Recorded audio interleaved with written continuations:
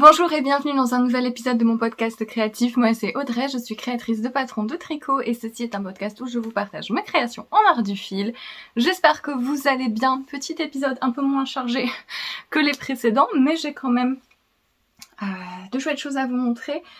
Deux nouveaux modèles qui viennent d'être publiés, une sortie magazine dont j'ai envie de vous parler et je voulais faire aussi un petit point sur un en cours.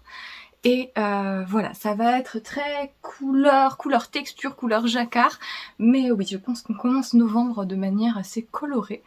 Vous pouvez trouver tous les temps des différentes sections du podcast dans la description sous la vidéo YouTube. Donc si vous voulez sauter un passage, retrouver un projet en particulier, n'hésitez pas.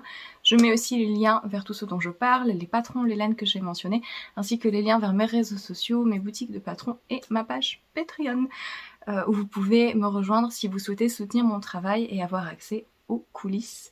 Et on en reparle à la fin, puisque pour novembre, j'aime beaucoup la vidéo qui sera publiée ce mois-ci sur Patreon, donc je vous en parle à la fin.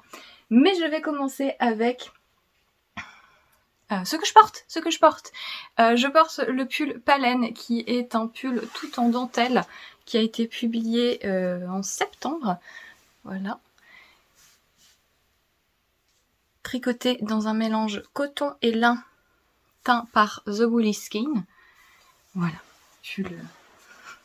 Pull approprié quand il fait 30 degrés en octobre. Je filme, c'est le jour d'Halloween. Tiens, j'aurais pu mettre une tenue appropriée, mais bon, tant pis. Voilà. Déjà, je divague. Je suis un petit peu éparpillée. Vous allez voir que je vais vous montrer un projet en cours, mais j'ai tricoté sur un projet secret et pas beaucoup sur mes autres en cours personnels, puisque je suis en processus de déménagement si tout se passe bien et ça prend du temps. Ça me prend du temps et je m'éparpille plus facilement que d'habitude. Ceux qui regardent le podcast depuis un moment vont se dire « Oula, si là elle trouve qu'elle s'éparpille, par rapport à d'habitude, qu'est-ce que ça va donner ?» Donc, je viens de publier un nouveau modèle sur Ravelry qui est un patron qui a longtemps attendu son heure, que vous m'avez vu tricoter il y a un moment, qui est une étole pensée pour être tricotée avec des mini-écheveaux ou des restes. C'est l'étole Cloud Wool. Donc, c'est une étole qui a une forme, ça va être un petit peu difficile de vous montrer, mais qui a en gros une forme de trapèze. Ici. Et l'autre côté, du coup. Voilà, donc ce sont des pointes, pas pointes, mais qui diminuent légèrement pour s'affiner aux extrémités. Et donc, c'est une étole avec plusieurs sections qui sont chacune tricotées dans une texture et potentiellement dans une couleur différente. Donc, qu'est-ce que c'est que ce bazar? Je l'ai tricoté avec un demi-calendrier laineux, calendrier de l'Avent de Les Petites Potions, celui de l'année dernière. Déborah qui ne teint plus de laine, mais l'année dernière qui avait sorti des calendriers de l'Avent, et donc un demi-calendrier de l'Avent laineux, c'est 12 mini-écheveaux plus un grand écheveau. Donc c'est ce qu'il vous faudra pour cette étole, 12 petites couleurs, il vous faut 85 mètres à peu près pour chaque petite section.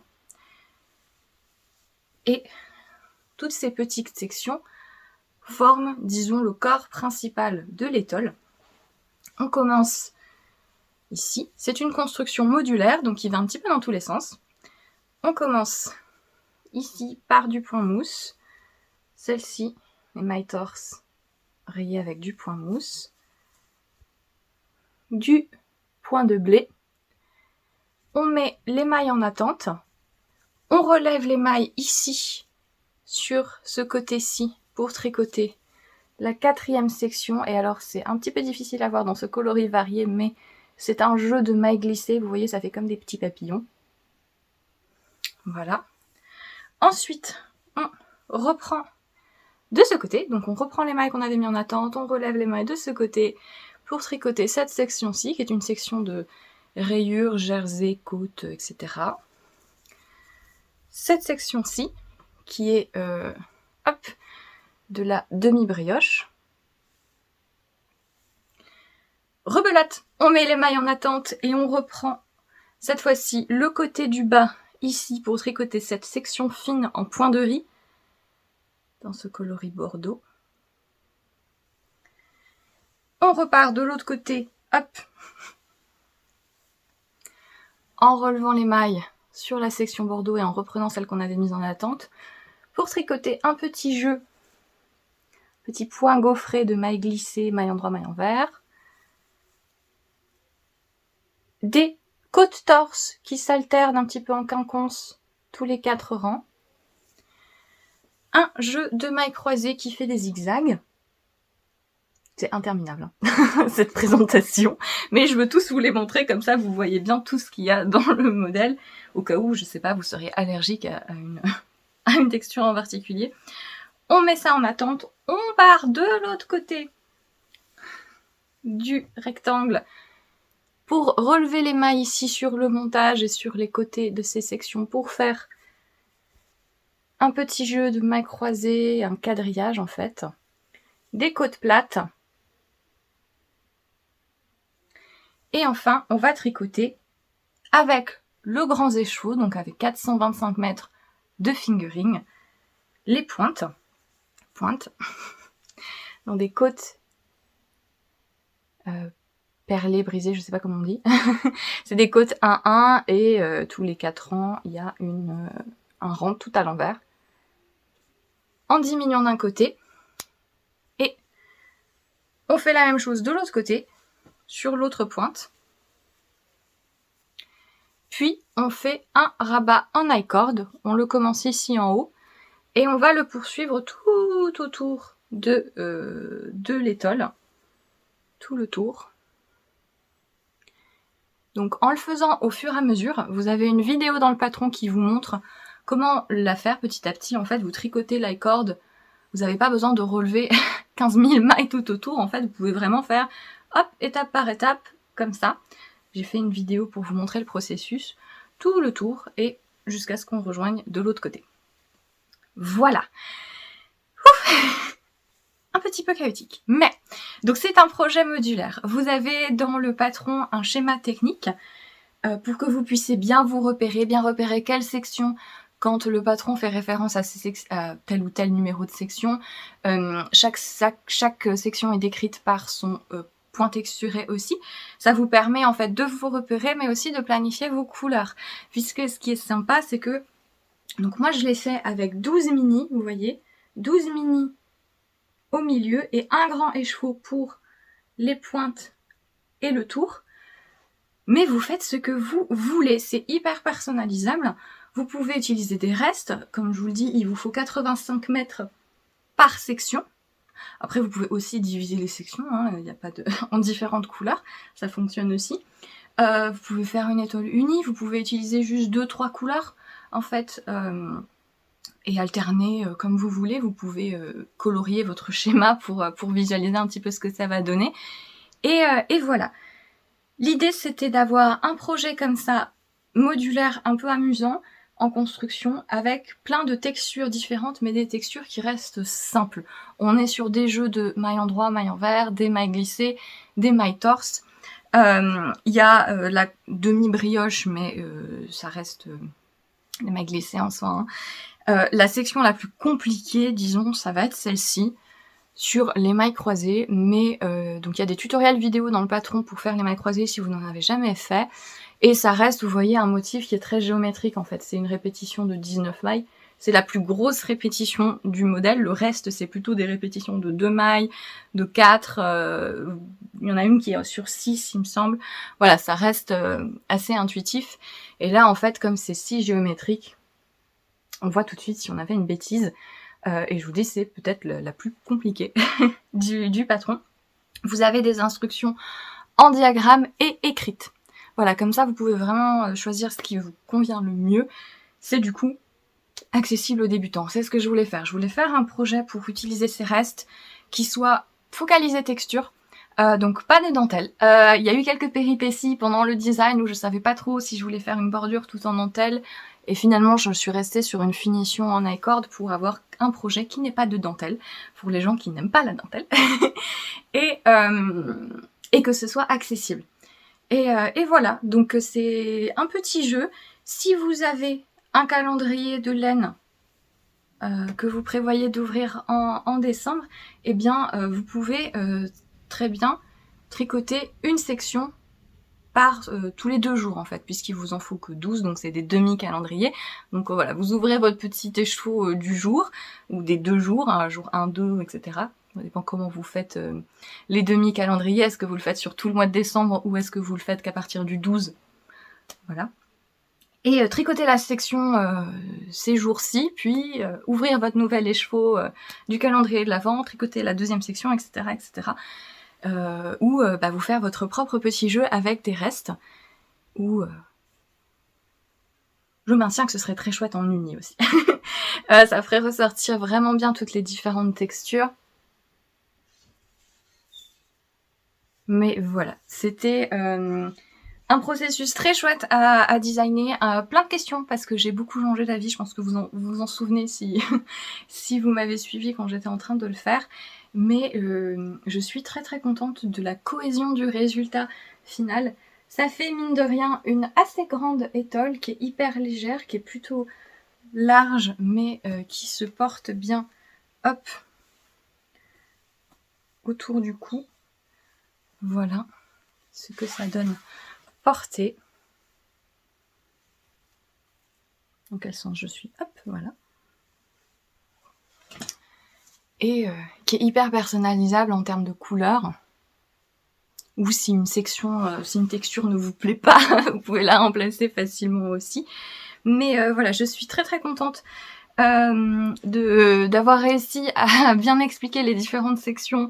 C'est toujours un petit peu... c'est très important pour moi que les instructions soient le plus claires possible. C'est un jeu de... Comment dire, de faire le juste milieu entre les préférences de chacun et d'avoir quelque chose qui soit le plus globalement compris. Et je suis ravie de toutes les versions test que mes testeuses ont fait et de leur aide sur ce projet. Il y a des très très jolies versions, soit dans des coloris automnaux, il y a des versions plus printanières, voilà. Et ça montre vraiment une chouette créativité. Et tout le monde s'en est très bien sorti, y compris les gens qui étaient un petit peu plus dubitatifs sur leur capacité à tricoter autant de textures différentes. Mais comme je vous le dis, voilà, on reste sur des points qui sont finalement assez simples. Voilà. Voilà pour Cloud Wall, qui j'espère vous plaira. Si c'est le cas, il est donc disponible sur Ravelry et Payhip. J'ai voulu sortir début novembre comme ça, si jamais vous aviez prévu de faire quelque chose pour l'avant, vous pouvez, avec ce modèle s'il vous plaît, et vous avez moins 15% pour la sortie sur Ravelry avec le code CLOUD, juste CLOUD. Voilà. Voilà. Pour cette étole. Donc voilà, petit récapitulatif, il faut 12 fois 85 mètres et 1 fois 425 mètres, et à combiner de manière différente si on le souhaite. Mais voilà, vous avez tous les détails et le schéma qui est aussi disponible directement sur la page du patron. Donc sur Ravelry, c'est dans les photos. Vous avez le schéma en dernière photo du patron, comme ça vous n'avez pas besoin d'acheter le patron avant de voir un peu si vous comprenez pas trop ma forme. Vous avez le schéma qui est visible du coup publiquement, et sur Payhip, je vais devoir le mettre en photo aussi, ou en aperçu. Sur Payhip, quand vous achetez des patrons sur Payhip, vous avez la possibilité de voir un aperçu, un document en fait qui est un extrait du patron, et je le fais généralement pour les modèles de vêtements pour pouvoir vous montrer le schéma technique, etc. et les mesures, parce que Payhip ne permet pas de mettre beaucoup de photos. Mais en contrepartie, on peut mettre ce fichier d'aperçu. Donc je vais le faire aussi pour cette étole, histoire d'avoir bien tous les détails qui sont disponibles et visibles avant l'achat du patron. si vous voulez vous faire une idée un petit peu plus précise de la forme et de comment est-ce que vous pourriez éventuellement agencer vos restes, quelques échevaux à coordonner dans votre stash. Voilà pour ce projet qui a mis longtemps à aboutir. Je sais plus quand est-ce que... Je pense que je l'avais commencé certainement en début d'année, mais ça y est. Et quitte à rester sur des projets qui ont mis un certain temps. Le deuxième modèle que j'avais envie de vous présenter, qui est paru sur Ravelry et Payhip il y a une petite semaine, il s'agit de l'écharpe Yocast. Donc, qui est une écharpe tout en jacquard. J'avais envie de laisser un long moment à mes testeurs, puisque moi j'adore tricoter du jacquard et ça me prend pas spécialement plus de temps que d'autres projets, mais je sais que c'est pas le cas de tout le monde et c'est un projet qui est sympa à faire petit à petit. Donc c'est une écharpe en tube, donc on monte les mailles de manière provisoire, de la manière que vous voulez. Il y a plusieurs méthodes suggérées dans le patron pour le montage et la finition à la fin, vous verrez. Mais vous faites ce que vous voulez. Donc on monte les mailles de manière provisoire et on tricote en rond, hop, parce que c'est un tube. Vous avez les extrémités de l'écharpe qui ont un petit jeu de motifs différents et de rayures. Donc ce sont des petits motifs d'inspiration Fair Isle, mais qui respectent pas forcément toutes les petites règles du Fair Isle. Très peu de croisements de fils pour que ça reste accessible. Voilà, c'est un bon projet pour les débutants en jacquard qui sont motivés et qui veulent progresser sur un projet assez rapidement, puisque comme on est en rond, il y a une facilité de tension qui est beaucoup plus agréable. Et on est sur des motifs avec peu de croisements de fils, ça vous permet de vite apprendre à gérer votre tension. Et ensuite, le corps principal de l'écharpe est une répétition de ces motifs. Voilà. Des grosses fleurs, en gros. Avec la couleur de fond qui change à un endroit. Et en fait, vous pouvez du coup facilement allonger ou raccourcir l'écharpe puisque vous répétez ce motif autant de fois que vous le souhaitez.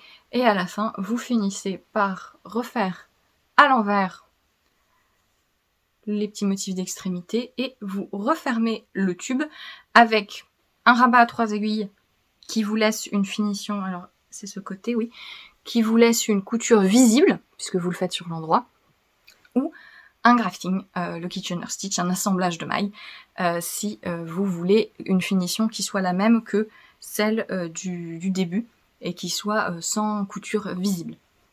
Mais j'ai mis quand même le petit rappel que vous pouvez utiliser le rabat à 3 aiguilles si la couture visible ne vous dérange pas, et si vous êtes allergique ou au grafting, il n'y a pas de souci. C'est moins gênant sur une écharpe comme ceci que sur un col où vous allez casser la continuité. Là du coup, il n'y a pas de souci. Vous pouvez ajouter des franges aussi si vous voulez.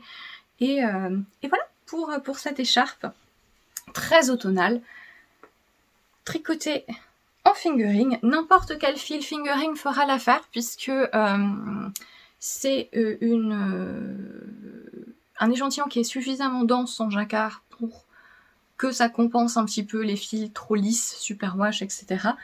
Pour ma part, j'ai utilisé la Retrosaria Super Soft. C'était la première fois que je l'ai tricoté, donc c'est un fil qui rappelle un petit peu la Holzgarn Super Soft, les fils de Shetland Super Soft, etc. Ce sont des fils très très adaptés pour le jacquard, qui s'étoffent énormément, qui ont parfois de l'huile de filage, c'est le cas de celui-ci. En tout cas, ça ressemble vraiment. Et il y a une très très jolie palette de couleurs. Ça fait un très beau jacquard. Ça s'étoffe énormément, c'est très très joli. Je trouve que c'était un petit peu plus difficile à tricoter que la Holzgarn Super Soft ou que la Shetland Super Soft. Comment dire, elle avait vraiment un aspect encore plus irrégulier que les autres fils au moment de la tricoter, et elle se positionnait moins bien. Comment dire, l'avantage des fils rustiques en jacquard, c'est que quand vous les tricotez, ils vont pas glisser n'importe où, en fait. Ils vont assez bien rester en place parce que ils ont plein de petits tous les petits brins de la fibre, en fait, qui vont accrocher les mailles entre elles. Donc ça ne glisse pas. Ce qui est plutôt avantageux en jacquard, parce que si on a des problèmes de tension, etc., si on a un endroit où on tricote un peu trop lâche, si on fait courir le fil derrière un petit peu trop souplement, eh bien, un fil rustique va très bien lisser ses défauts, et c'est pour ça qu'on conseille généralement aux débutants en jacquard de tricoter avec des fils appropriés pour le jacquard, disons appropriés dans le sens classique pour le jacquard, puisque ça facilite la gestion de la tension. Dans le cas de la Retrosaria Super Soft, c'était pas aussi avantageux que les autres fils du même type, tout en ayant l'aspect pas très beau. Si vous avez déjà tricoté de la Holzgarn Super Soft, c'est très moche quand vous la tricotez, parce que comme elle est pleine d'huile de filage, vous avez vraiment un tricot qui est irrégulier, qui est pas beau, on se rend pas compte du dessin, vous voyez vraiment comme des petits fils, on dirait des petites cordelettes, c'est pas très joli, jusqu'à ce que vous la laviez, et alors là, transformation magique. Et la Retrosaria Super Soft, je trouvais que ça avait les mêmes qualités, en fait, le fait que ça s'étoffe énormément, que ça fasse un jacquard vraiment magnifique, hyper lissé, très régulier, etc. Mais que au tricot, c'était encore plus difficile et que ça s'accrochait pas aussi bien que la Holzgarn Super Soft. Voilà, je trouvais que j'ai quand même dû faire attention à ma tension. Voilà. Pour un fil qui aurait pu avoir des caractéristiques qui m'auraient facilité la tâche. Pour le coup, c'était pas autant le cas que ce que j'avais espéré. Mais la palette de couleurs est très très belle. Le bordeaux notamment. Vous voyez toutes les petites nuances du bordeaux, il y a des endroits violets, etc. Donc, je vous recommande le fil si vous avez déjà fait un petit peu de jacquard et que vous êtes capable de gérer votre tension vous-même. Je trouve qu'il faut la tricoter assez serrée pour que la magie du fil rustique s'opère, mais elle est moins agréable à tricoter que d'autres fils du même type. Voilà, c'est mon ressenti sur la Retrosaria Super Soft. Belle palette, excellent résultat en jacquard, expérience de tricot encore plus difficile que la Holzgarn ou que les fils de Shetland, les J.C. Rennie, les Jamisons, etc. Mais comme je vous le dis, vous pouvez utiliser d'autres fils fingering. Je suis là aussi hyper contente des versions test. C'est toujours très amusant les versions test quand on a des projets colorés, surtout en jacquard, parce que ça permet vraiment de voir des choses complètement différentes. Ça rend si différemment en fonction des coloris. Il y a notamment plusieurs personnes qui ont fait en soit noir et blanc, soit noir et rose clair, voilà, des trucs à fort contraste, des combinaisons à fort contraste, et c'est vraiment très très beau. Ça m'a lancée dans une obsession pour le noir et blanc. J'ai déjà prévu des projets en noir et blanc autant que possible, aussi vite que possible, c'est-à-dire 2024. Mais ça rend très très bien. Si vous aimez les choses plus minimalistes, vous pouvez aussi arranger différemment les couleurs, c'est-à-dire que vous voyez ici, j'ai fait... Il n'y a que 3 couleurs sur ma zone principale, mais vous pouvez faire des bandes différentes. Vous pouvez utiliser vos restes aussi. Dans le patron, vous avez 3 types de grilles. Vous avez une grille qui a les couleurs de mon prototype, pour vous permettre de visualiser un peu ce que ça donne. Vous avez une grille avec un seul coloris contrastant, si jamais vous voulez utiliser juste 2 couleurs. Voilà, vous pouvez utiliser cette grille-ci. Et vous avez une grille avec des symboles. où chaque couleur est représentée par un symbole, pour que vous puissiez vous amuser à la colorier vous-même. Si vous voulez agencer les couleurs différemment ou utiliser des restes, vous pouvez remplacer vos couleurs par les symboles et colorier pour faire votre propre grille en fait, avec les couleurs que vous souhaitez utiliser. Et voilà, donc toutes ces grilles sont dans le patron, et c'est un projet qui prend un petit peu de temps, mais qui ne pose pas de difficultés particulières. Comme je vous le dis, si vous voulez vous améliorer rapidement en jacquard, c'est une bonne idée de faire des écharpes tubes, parce que vous avez un long espace sans rien d'autre à faire que vous concentrer sur le jacquard et profiter du motif, et ça fait un projet qui est un petit peu méditatif. Donc moi je l'ai fait suffisamment long pour même l'enrouler 2 fois, mais hop, comme je vous le dis, c'est modifiable. Et voilà. Alors par contre, la Retrosaria, un autre avantage, c'est elle est plus douce. Elle est beaucoup plus douce que la Supersoft, une fois lavée, que la Holzgarn Supersoft, une fois lavée. Je les compare parce que c'est des fils qui sont très proches, hein. Mais voilà. Pour Yocast, qui est du coup disponible sur toutes mes boutiques de Patron. Et voilà, ça fait 2 petits accessoires assez différents. Vous êtes plutôt texture ou jacquard, donc voilà. Je vais pas m'arrêter là sur les textures et les couleurs. Je vais avoir quelque chose qui va faire mal aux yeux. Mais juste avant, je voulais vous parler d'un autre modèle qui a été publié dans un magazine. Je n'ai pas encore le magazine avec moi, mais j'insérerai des photos par ici. J'ai la chance d'avoir participé au dernier numéro de Pom Pom, donc Pom Pom qui est un magazine anglophone, voilà, qui a plusieurs modèles de tricot, de crochet, etc. C'est un magazine qui est publié 4 fois par an. Et donc là c'est le numéro d'hiver, et j'ai créé le pull d'Ariane. Je pense que c'est le karma qui me revient dessus. Avec ma tendance à choisir des noms de patrons qui sont difficiles à prononcer, et bien là, les filles de Pom Pom ont décidé de prendre un nom pour mon modèle que je ne sais pas prononcer. Alors elles ont pas choisi toutes seules, hein, elles ont traduit en fait le nom temporaire qu'on avait donné au projet d'Ariane, donc c'est un vieux mot anglais. Il me semble que quand je lis la phonétique, que c'est ce R comme ça. C'est le vieux mot anglais pour l'aube. C'est un très joli mot, mais du coup j'ai du mal à le prononcer, donc je m'excuse. Mais voilà, donc qu'est-ce que c'est ? C'est encore un modèle, je vous mets les photos là, vous devez vous dire qu'est-ce qu'elle nous fait là. C'est encore un modèle à multi-options. Et donc c'est un pull qui peut se faire sans manches, avec manches, en col V ou en col rond. Voilà. Il se tricote du bas vers le haut dans un point tout texturé. En fait, c'est... Alors, il est là. En fait, c'est ce même point-ci. Hop. C'est ce point-ci. Vous voyez.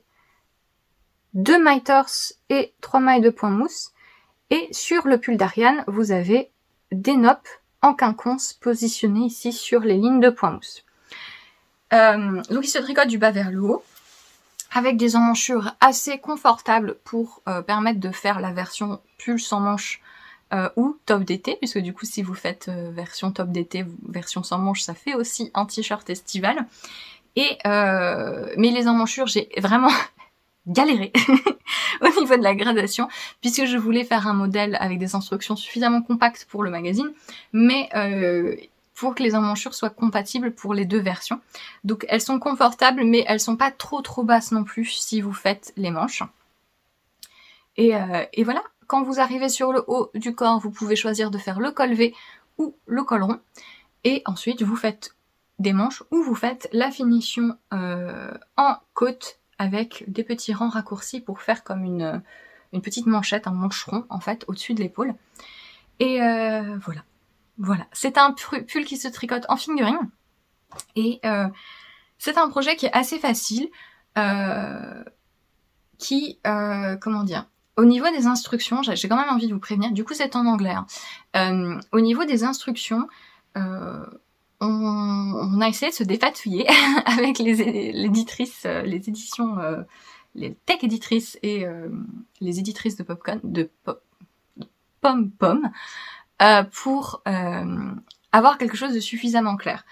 Il faut bien lire le patron dans l'ordre. L'exécution est simple, mais comme vous avez plusieurs options, vous avez plusieurs endroits dans le patron qui renvoient à différentes zones.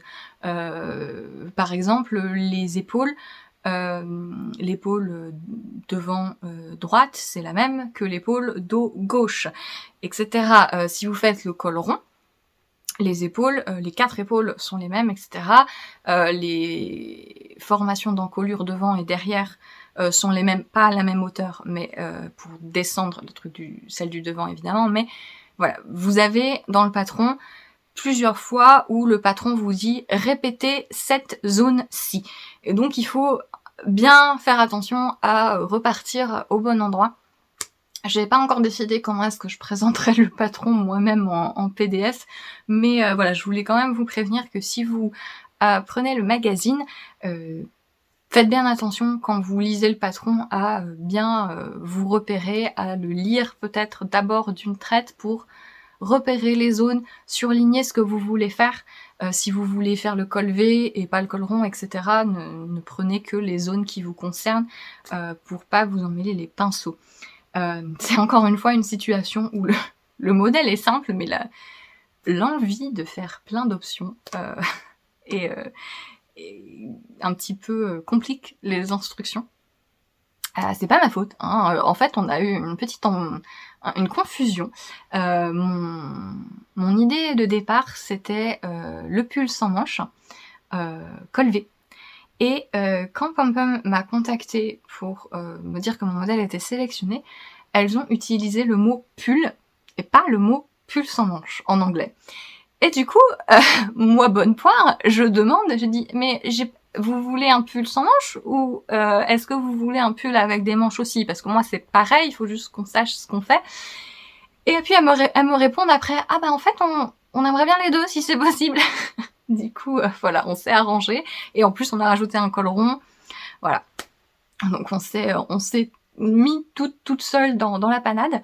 J'en fais des caisses, mais le patron, comme je vous le dis, est assez simple. Juste, faut se repérer. Et qu'est-ce que je voulais vous dire de plus? Oui. Alors, il y a plein de notes. C'est mon pull varicelle, comme l'appelle mon amie Anne-Lise. Je sais pas si c'est mon ami du coup, mais voilà. C'est rigolo. Dans mon voyage, disons, mon processus d'essayer d'expérimenter avec les noppes pour voir comment est-ce que j'aime tricoter les noppes et designer avec les noppes, c'est disons le pinacle, le climax, voilà, le point culminant, voilà, c'est ça le mot que je cherche. Le point culminant, c'est vraiment de mettre des noppes partout, et ça fait un petit pull rigolo, très texturé. Ça rend super bien du coup avec les fils rustiques. On a utilisé la J.C. Rennie Super Soft, qui est un autre de ces fils fins. Très très bien pour le jacquard et les textures rustiques, qui est plus doux pour le coup. La Jessie Rennie Super Soft, elle est très très chouette, dans des coloris vraiment magnifiques. Le bleu nuit qui a été choisi pour tricoter la version pull, c'est un bleu pétrole, très exactement, je crois qu'il s'appelle. Vraiment superbe. Et voilà, donc plein de petites noppes. Mais si vous n'aimez pas l'effet varicelle, eh bien le pull peut très bien se tricoter du coup juste avec la texture comme ceci en fait, en enlevant les noppes, et ça fait une texture minimaliste qui est très sympa aussi. J'ai hésité en envoyant l'idée de modèle à Pom Pom, j'étais vraiment 50-50, j'aimais autant la version avec noppes que la version sans noppes. Finalement, je me suis dit, je sais que Pom Pom aime bien généralement les choses un petit peu plus farfelues, donc j'aurais proposé la version avec noppes. Mais je pense que si je l'avais sorti moi-même toute seule ce patron dès le départ, j'aurais peut-être fait la version sans. Et je vais me tricoter environ 15 000 versions à moi. Puisque comme je vous le dis, on peut faire la version sans nopp. J'ai envie de me faire une version col V sans les noppes. J'ai envie de me faire une version t-shirt d'été, en fait, de faire le col V sans manches avec un fil plus estival, en fait. Je pense que je vais utiliser la coton merino de Knitting for Olive. Voilà, donc je vais faire un pull col V sans les noppes, un t-shirt col V, je pense, pas sûr, sans les noppes, et un pull rond, col rond, avec manches, avec les noppes. Parce que du coup cette version-ci, la version bleu nuit, col rond, pull avec manches, est à pom-pom, puisque c'est elle qui l'ont tricoté. Voilà. Oui, j'ai envie de me faire 3 versions. truc. J'ai un an pour le faire, puisque donc le patron est maintenant disponible uniquement dans le magazine en anglais. Mais si vous ne parlez pas anglais, si le reste du magazine ne vous plaît pas, ou si vous voulez attendre une version PDF où je disposerai les choses de manière différente et où elle sera traduite en français, le patron sera disponible l'année prochaine. Voilà. Donc je me suis notée certainement pour décembre, je pense, de le ressortir, et donc je ferai à ce moment-là, je pense, j'aurais fait à ce moment-là, je pense et j'espère, d'autres versions pour vous les montrer. Mais voilà, le magazine est très très chouette, sinon le modèle de couverture me plaît énormément. Je vous mets les liens dans la description si vous voulez regarder les autres modèles pour voir si le magazine vous plaise. Pom Pom, c'est un magazine qui est très avantageux à acheter pour les tricoteuses, puisque ils ont quand même beaucoup de modèles, ils ont augmenté leur prix récemment, mais ils restent quand même très en deçà de la moyenne des magazines tricot. Et donc si vous comprenez l'anglais et que vous lisez les patrons en anglais, c'est un bon investissement dès lors que plusieurs modèles vous plaisent dans les numéros. Et voilà, pour Darian, j'espère que je vous ai pas trop embrouillé et que je vous ai pas fait peur. C'est vraiment mon... Ça, je pense que c'est ma caractéristique de designer principal, c'est que je m'auto-pourris. J'essaie tellement de surexpliquer les choses que du coup je les rends plus compliquées qu'elles ne le sont, ou je vous donne l'impression, je vous fais peur en fait. Je vous donne l'impression que si vous aimez pas telle ou telle chose, c'est pas grave, vous pouvez changer. J'auto-critique mes designs. Tout en essayant d'en faire la promotion, donc c'est pas très efficace, mais bon. Voilà pour Darian, on en reparlera bien quand il sortira en patron individuel, mais voilà. Que dire de plus, c'est tout. Je voulais faire le point sur un encours que je vous ai montré dans le dernier épisode. Il s'agit d'un petit châle, et alors je vais vous faire très mal aux yeux. Je vous préviens, mettez les lunettes de soleil, baissez la luminosité, etc. Éloignez-vous. Puisque j'ai pour projet de faire, c'est vraiment le moment où je fais 15 000 versions de mes designs, j'ai pour projet de faire un châle dans un motif de maille glissée qui utilise plusieurs couleurs. Et donc, voilà. Je vous avais montré dans le dernier épisode le début de ce petit châle qui est maintenant terminé. Donc, c'est un châle que j'ai un peu improvisé puisque j'avais envie de faire un projet coloré pour me remettre de bonne humeur après avoir raté le knit it. Et donc c'est un petit châle qui va utiliser 480 mètres de laine, plus ou moins puisque ça va être modifiable. On le commence par la pointe et on augmente jusqu'à avoir utilisé la moitié de sa laine, et puis on rediminue de l'autre côté. Et donc, c'est un point de maille glissée assez classique, que vous avez peut-être déjà vu ailleurs, très certainement même. Je voulais un châle fin, qui vraiment se concentre sur cette texture, donc qui est très simple, ça fait des petits nids de maille glissée. Et donc j'ai utilisé un jeu de mini écheveaux d'une teinturière allemande, Schwedenroth Yarns, coloris Winter Berries. Et donc cette première version, en fait, comme j'avais 6 couleurs, 6 comme ça, J'ai fait 3 et 3 et j'ai changé de couleur au milieu du châle, vous voyez, puisque du coup c'est un châle triangulaire symétrique, parfaitement symétrique. Et alors, au début je me suis dit, quand j'ai fini mon châle, je me suis dit, mon agencement de couleurs n'est peut-être pas très heureux, parce qu'on dirait vraiment que j'ai utilisé tous les coloris les plus sombres, puis tous les coloris les plus fluo, et peut-être que si j'avais inversé un rose et un gris, ou même le coloris qui fait l'émail glissé, donc le violet et l'ocre, peut-être que j'aurais eu quelque chose d'un petit peu plus harmonieux et moins tranché. Mais en fait, en le portant, du coup, ça croise. Donc voilà, c'est amusant, c'est rigolo. Et ça fait, vous voyez, il est quand même un peu long, vu qu'il est fin. On augmente que tous les 4 rangs. Voilà. Des finitions assez minimes. Juste une maille de point mousse et une maille glissée de part et d'autre, parce que je voulais vraiment pas des grosses bordures. Voilà. Donc il s'est très bien bloqué, j'en suis contente. Il se bloquera encore mieux si vous utilisez un fil qui n'est pas si rebondi et élastique, puisque ça c'est un fil à chaussettes classique, Merino nylon, 4 brins. Mais si vous utilisez des fils single qui se mettent bien à plat, il restera bien à plat. Donc faites ce que je dis, pas ce que je fais. Mais voilà, donc ça c'est la version 1. Et comme je vous le dis, je suis d'humeur à faire 15 000 versions de mes modèles. Ça va être, je pense, le mot d'ordre de cette fin d'année et de 2023, parce que j'ai prévu mes modèles de 2023 et j'en ai aussi un en particulier qui va demander des différentes petites versions. J'avais très envie de montrer différents agencements de couleurs. Donc là, comme je vous le dis, on utilise 6 couleurs en faisant 3 et 3. Et une deuxième possibilité, ça fait moins mal aux yeux, ne vous inquiétez pas, c'est d'utiliser les 3 mêmes coloris tout du long. Donc j'utilise la Arouetta de Phil Colonna, qui est un fil que j'aime beaucoup, une fingering basique, Merino Superwash nylon, très douce. Très douce, avec une belle palette de couleurs, une belle définition, etc.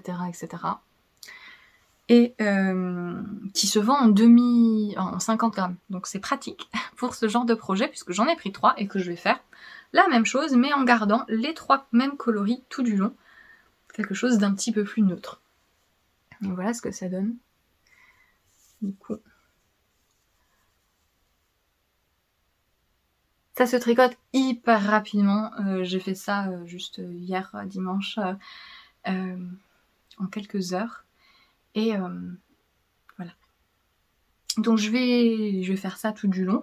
Comme je vous le dis, la taille peut se modifier, puisqu'en fait le point de repère, c'est le coloris principal, donc qui s'appelle la couleur A, donc celle qui fait les mailles glissées. Dès qu'on arrive à la moitié, il faut recommencer dans l'autre sens. Et je pense que ce sera le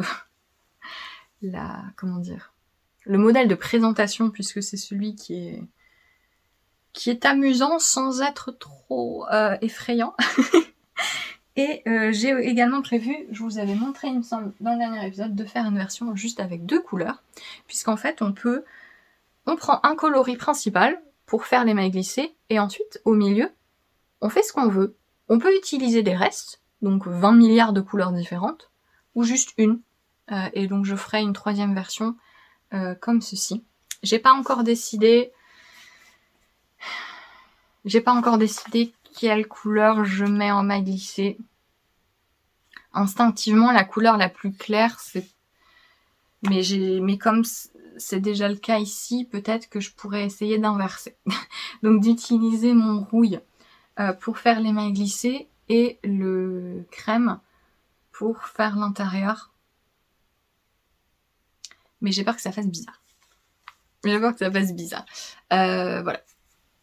Une 3e version, puisque vous comprenez, ça fait au moins 1 mois que j'ai pas tricoté de coloris rouille. C'est pas possible, il faut faire quelque chose. Mais voilà, j'avais envie de vous le montrer parce que je vous l'avais présenté dans le dernier épisode et il avait l'air de vous avoir bien amusé, donc j'avais envie de vous faire une petite mise à jour sur où ça en était et sur ce que ça donnait finalement. Et voilà la deuxième version.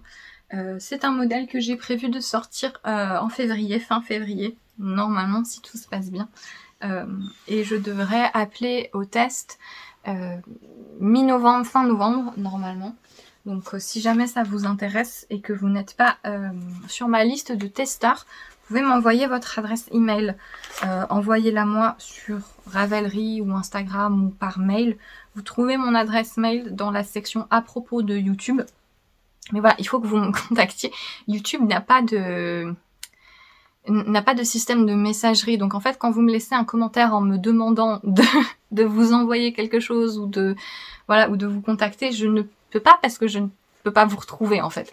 Donc écrivez-moi par mail, Instagram ou Ravelry et j'ajouterai votre adresse mail à la liste de testeurs si vous voulez recevoir tous les appels. Voilà. Si jamais ce projet vous intéresse. C'est tout. C'est tout pour la partie tricot. Je voulais terminer en faisant le petit point Patreon puisque nouveau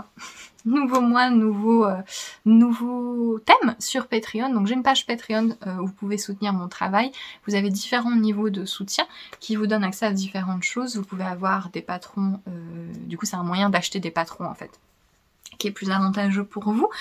Et tous les mois je fais une vidéo thématique spéciale exclusive à Patreon. Et ce mois-ci, la vidéo, donc qui est disponible à partir du niveau 2, c'est sur les symboles de diagrammes. Donc c'est une vidéo pour un petit peu décortiquer les symboles et essayer d'apprendre à les lire en fait. Et à pas trop dépendre de la clé du diagramme, puisque les symboles qu'on utilise pour faire les diagrammes tricot, c'est un dessin en fait qui représente vraiment le point tel qu'on le voit sur l'endroit du tricot. Mais c'est pas forcément évident en fonction des motifs, et donc dans cette vidéo je vais prendre point par point, vous montrer exactement qu'est-ce que ça représente. Je pense en particulier aux symboles de torsade qui peuvent être un petit peu abstraits quand on visualise pas bien ce que ça représente.